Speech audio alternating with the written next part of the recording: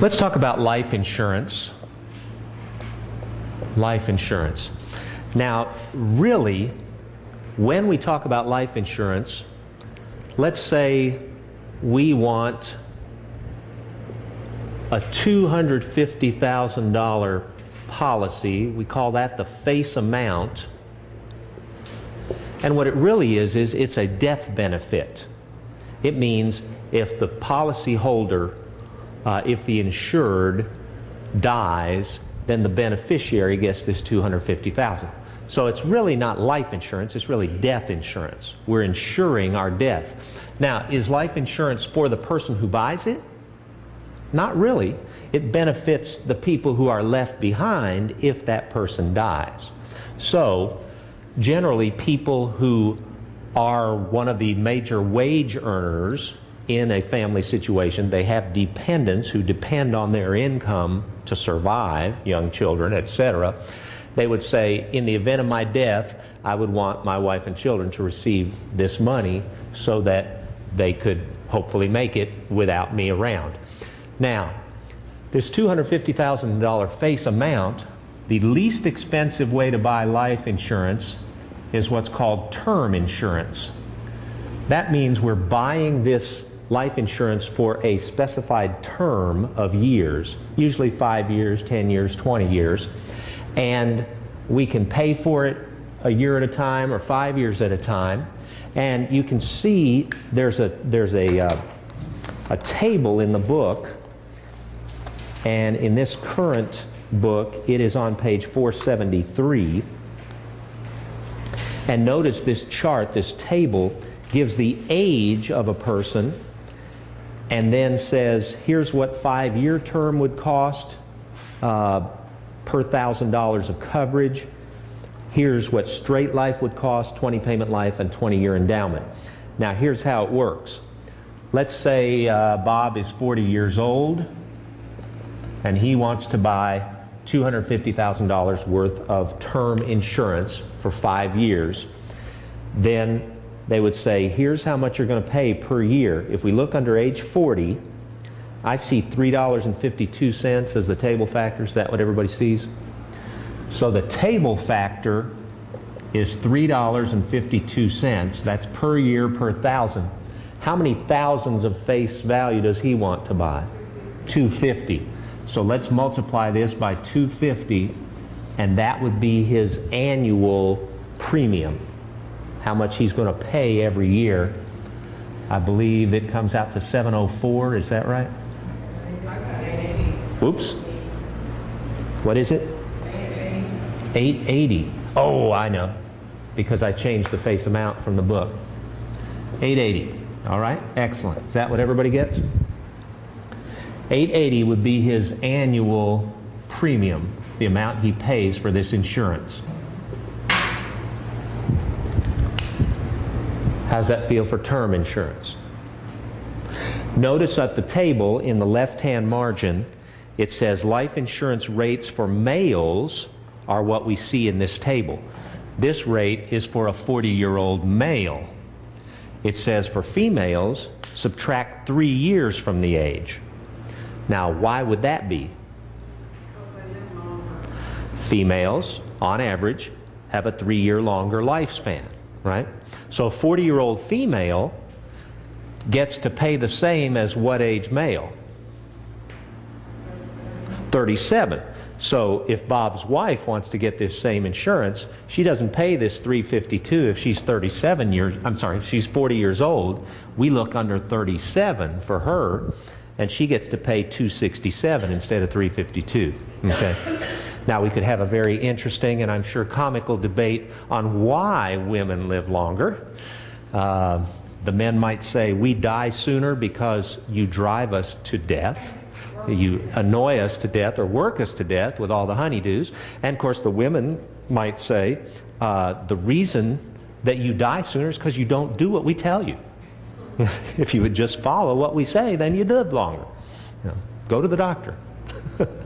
Okay, so regardless of the reasons, seriously, the reasons are generally historically rooted in occupations. Historically, It's men that have normally gone to war and gotten killed. It's men that have normally been in dangerous occupations, firefighters, police, riveters on the 1,000th floor of the skyscraper. And because men have more testosterone on average than women, they take more chances. They usually do things that are more dangerous. If someone says, "Hey y'all, watch this," it's generally a male. So that's why the tables work out that way. Now, how does a company figure what they're going to charge? Well, how does a company figure what to charge you on your automobile? If you have a wreck in your car, what happens to your insurance premium? It goes up. Why? Because you cost the company money. They're not going to charge somebody else as much if they don't cost the company as much money. Well, how does the company know how much to charge you at the beginning? Well, they look at all the statistics and they say, who has more wrecks? A 16-year-old who just got his license or a 30-year-old family man with 4 children?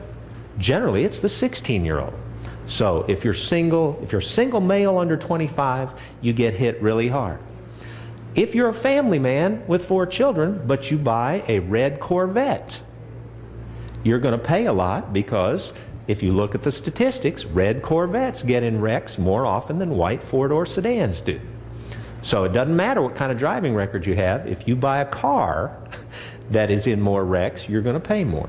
So in life insurance, they have people called actuaries, A-C-T-U-A-R-Y, and they put together things called actuarial tables that say, how likely is somebody like you, how likely are you to die this year?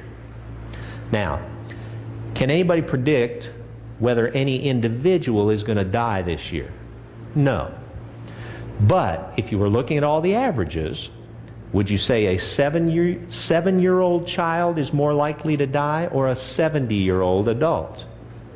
A 70-year-old is more likely to die. More of them are going to die this year than others. And of course, there are a lot of things that play into that. A person's health, a person's genetic history, family history. If all your parents and grandparents all died earlier than 50 of heart attacks, well then you're going to have to pay a higher rate because of your family history. If you do things that take care of yourself physically, you're going to get a lower rate than somebody that doesn't take care of themselves physically. So all these things, I mean, it sounds a little morbid, and in fact sometimes they're called morbidity tables. But basically, when I buy life insurance, I am betting the company that I'm going to die this year, and I'm hoping I lose the bet. In other words, I say, I'll bet you $880 I die this year. And they say, we'll bet you $250,000 you don't. So if they win the bet and I don't die, I have to pay them my $880. Actually, I pay them that on the front end. But then if I die, I win the bet, and they have to pay me the $250. Of course, I'm dead, so it doesn't make me all that happy. All right? So that's what we're doing. We're betting the life insurance company. So what the life insurance company says is, let's say, how many guys just like our 40-year-old male are going to die this year? Well, as long as we sell enough of these to pay off all of those who die, then we stay in business. It's just like if we have a raffle. Raffles are illegal in Arkansas. What do we have? We have a drawing where if you donate money to our cause, we will give you a ticket that gives you a chance in the drawing. Okay. Raffles are illegal.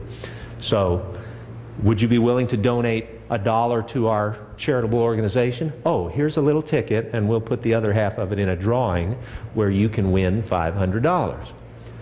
Well, do we really care who wins the $500? No. As long as we sell we don't sell them. As long as we get $1,000 worth of donations with 1,000 tickets, then we're going to make $500 for our organization. Okay? It's just like a casino. It's just like Oaklawn. Somebody's going to win, but not very many somebodies are going to win. The house always wins because they're playing the entire spectrum of people. They know what the odds are. They just play the odds. So we know what these odds are. The person trying to get that 500 has a 1 in 1,000 chance.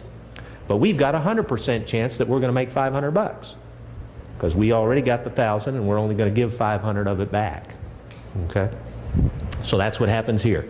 Sell enough of these, all these guys live, and a couple of them die. Make sure you got enough to pay those that die and more to keep the company afloat. So that's life insurance, that's term insurance.